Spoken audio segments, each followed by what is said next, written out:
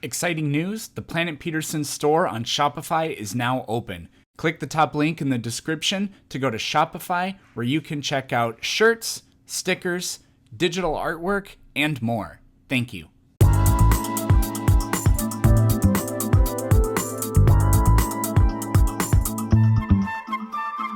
What did life come from, I guess, is my first question. So, Like, in terms of evolution. right? I'm not really 100% sure. Like, was there something that self-replicated that wasn't technically, like, a cell? Oh, thank you for the compliment on my dog. Sorry to cut you off. Somebody complimented my dog. Thank you. Oh, yeah. It's a poodle? It's a golden doodle, yeah. Oh, okay. Anyways, so, I mean, to me, when I hear this question, I think the only what you should really talk about is where did life begin?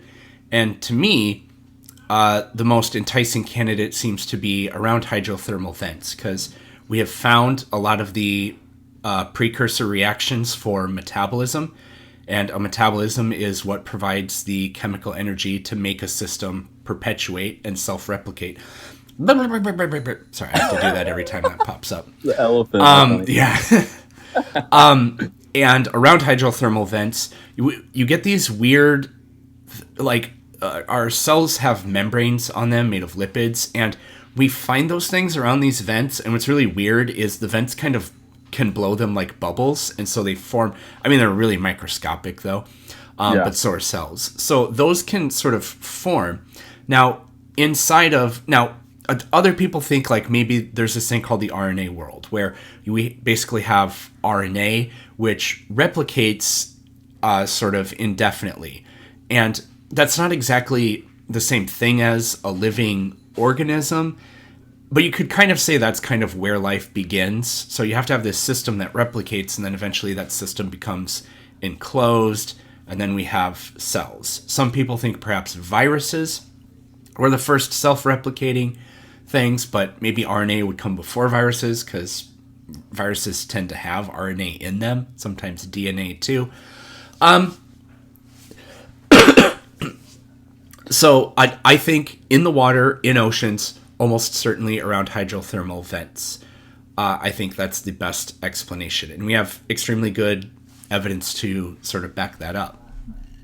Okay, so thank you for explaining that. I'm really on the fence. I don't know what the word for that is, like, when you don't know, like, you're in between, like, wondering about something or, like, believing in something.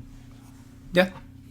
I don't know if there was a term for that, but, On the fence. basically, okay, yeah. So, on my research, I think the greatest thing that made me be like, I don't know if evolution is actually true, is, like, I was reading this thing by some institute, I can't remember the name of it, and, they were saying that basically for a reaction to happen, or like something to begin, there has to be an intelligent, like, working, like an intelligent thing with free will and like the ability to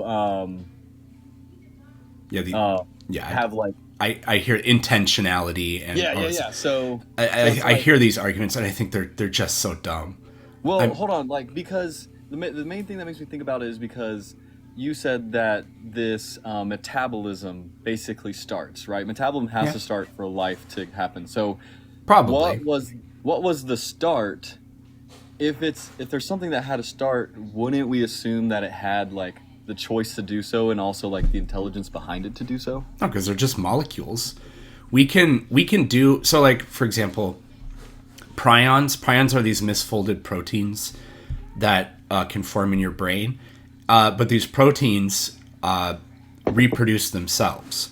Now, it's a weird case, because what people will say is like, well, you're just making our point because even those prions come from life. It's like, yes, okay, but there's no intelligence behind how prions form. They form from total dumb luck. Or viruses. Viruses aren't living things. They don't have a consciousness. They don't do anything on purpose. They are completely, like, some viruses go completely extinct because of bad luck. Other viruses proliferate because of dumb luck, right? Good dumb luck, I guess. Did I say whatever? No. But there's nothing behind how a virus comes about. They replicate, they inject their DNA. It takes advantage of, it hijacks our cellular mechanisms, which it's not like I have a brain and I have intentionalities, but it's not like my cells do, right? And that's what I'm made of, and that's what makes life possible. So like I hear these arguments, but I think they just really kind of fall apart. And all kinds of complex things happen independently of life, like the weather, for example, like hurricane systems and things like that. That's an example of something emerging out of a seemingly random process, but it has organization to it, and it has a structure to it. It has there's like some beauty almost to it, which is subjective to us. But anyways, go ahead. But I mean, doesn't even like the storm have somewhat of a design to it or a purpose to it? No. Because I can't think of many things that exist with no purpose.